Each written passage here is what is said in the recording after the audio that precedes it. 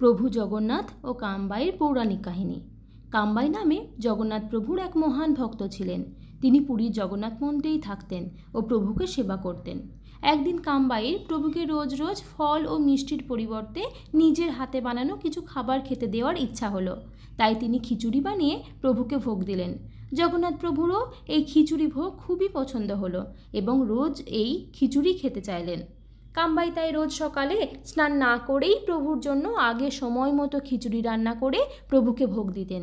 একদিন মন্দিরে এক সন্ন্যাসী এলেন এবং কামবাইয়ের রোজ রোজ স্নান না করে ভোগ রান্না করা তিনি একদম ভালো চোখে দেখলেন না এবং কামবাইকে তাই কিছু নিয়ম শিখিয়ে দিলেন ভোগ রান্না ও ভোগ প্রদানের।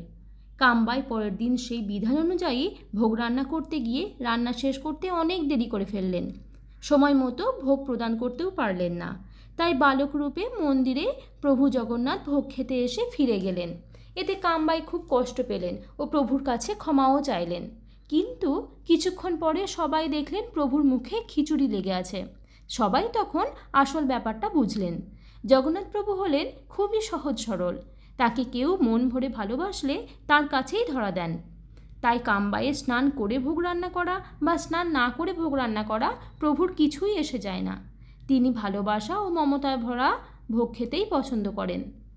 সেই থেকেই পুরীর জগন্নাথ মন্দিরে প্রভুকে রোজ সকালে খিচুড়ি ভোগ দেওয়ার প্রচলন শুরু হয় ও বালক ভোজনও করানো হয়।